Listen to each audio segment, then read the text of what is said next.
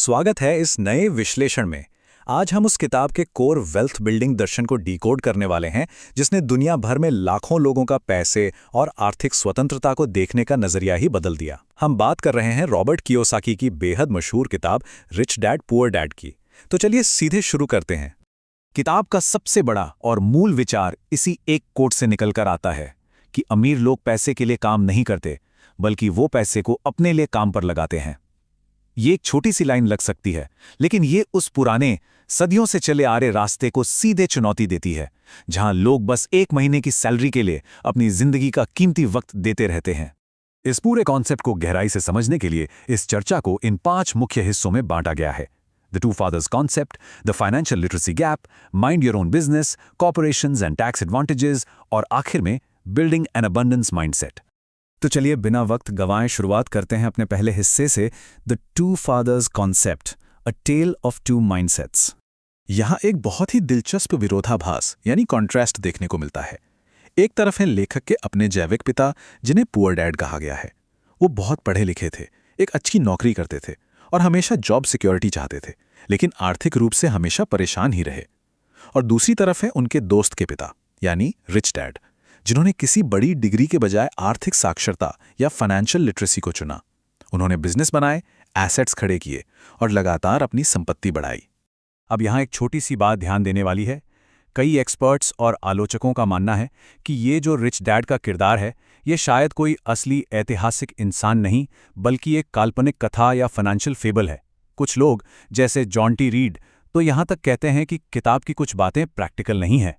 पर सच तो ये है कि भले ही ये किरदार काल्पनिक हो, लेकिन वेल्थ बिल्डिंग और आर्थिक साक्षरता के जो नियम इस नैरेटिव डिवाइस के जरिए सिखाए गए हैं, वो आज भी बेहद असरदार और सच्चे हैं।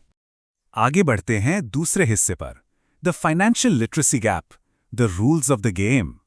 दुनिया में अमीर बनने का सबसे पहला और सबसे जरूरी नियम यही है कि एसेट और लायबिलिटी के फर्क को बिल्कुल क्लियर रखा जाए। तो एसेट आखिर है क्या? आसान शब्दों में एसेट हर वो चीज है जो बिना लगातार शारीरिक मेहनत के सीधे जेब में पैसा लाती है, यानी एक ऐसी चीज जो पैसिव इनकम और पॉजिटिव कैश फ्लो पैदा करे। चाहे वो किराए पर दी गई कोई प्रॉपर्टी हो, डिविडेंड देने वाले स्टॉक्स हो, या फिर एक ऐसा बिजनेस जो खुद ब खुद चलता हो।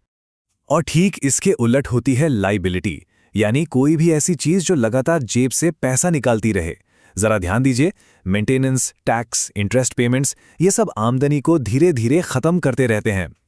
लोग अक्सर महंगी गाड़ियां, क्रेडिट कार्ड का उधार या एक बहुत ही महंगा घर खरीद लेते हैं और उन्हें एसेट मान लेते हैं, जबकि असल में वो लायबिलिटीज होती हैं जो एक आम इंसान को जिंदगी भर उधार के चक्रव्यूह में फंसाकर रखती हैं। ये विजुअल इस पूरी समस्या की जड़ को बहुत अच्छे से समझाता है। मिडिल क्लास लोगों की आमदनी अक्सर ऐसी लायबिलिटीज खरीदने में चली जाती है जिन्हें वो गलती से एसेट समझ लेते हैं, और इस वजह से वो लगातार एक रैट रेस में फंसे रहते हैं। दूसरी तरफ अमीर लोग अपनी आमदनी से सच्चे एसेट्स खरीदते हैं, और एक वक्त ऐसा आता है जब उनकी वही पैसिव इनकम उनके रोजमर्रा के खर्चों से भी कहीं ज्यादा हो जाती है। इसके बाद हम आते हैं तीसरे और बहुत ही प्रैक्टिकल हिस्से पर, mind your own business, building the asset column.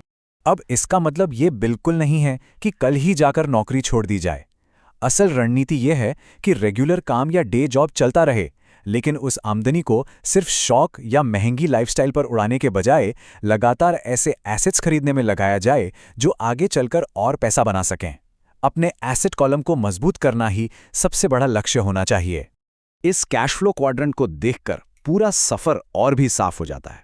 यहाँ मुख्य मकसद है लेफ्ट साइड से, जहां एम्प्लॉय और सेल्फ एम्प्लॉयड लोग होते हैं जो वक्त के बदले पैसा कमाते हैं, वहां से निकलकर राइट साइड में जाना, क्योंकि राइट साइड में बिजनेस ओनर्स और इन्वेस्टर्स होते हैं, जहां इंसान नहीं बल्कि उनका कैपिटल और उनका बनाया हुआ सिस्टम उनके लिए काम करता है।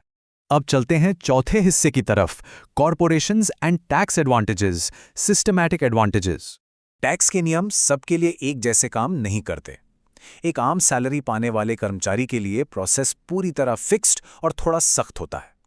पहले कड़ी मेहनत करके पैसा कमाना, फिर उस पूरी आमदनी पर तुरंत टैक्स चुकाना, और आखिर में जो थोड़ा बहुत बचे उसमें अपना गुजारा करना।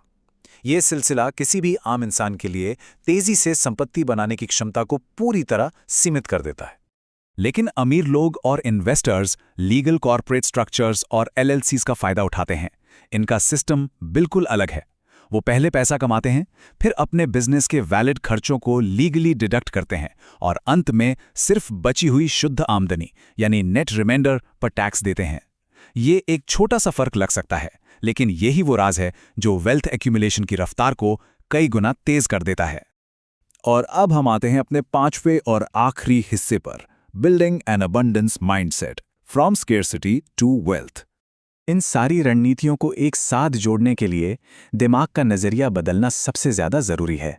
स्कैर्सिटी माइंडसेट यानी कमी की सोच हमेशा डर और लालच पर आधारित होती है, जहां ऐसा लगता है कि दुनिया में पैसा बहुत लिमिटेड है।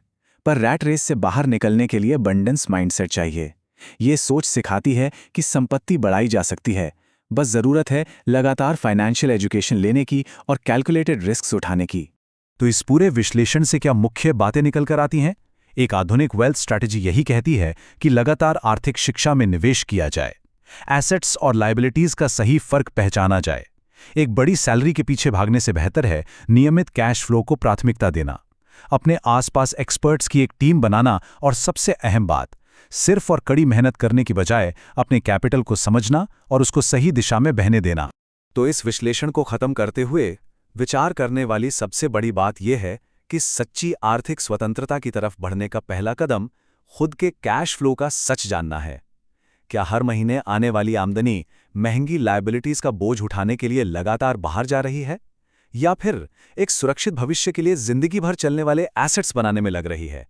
इस एक सवाल का जवाब ही आगे का पूरा रास्ता तय करेगा।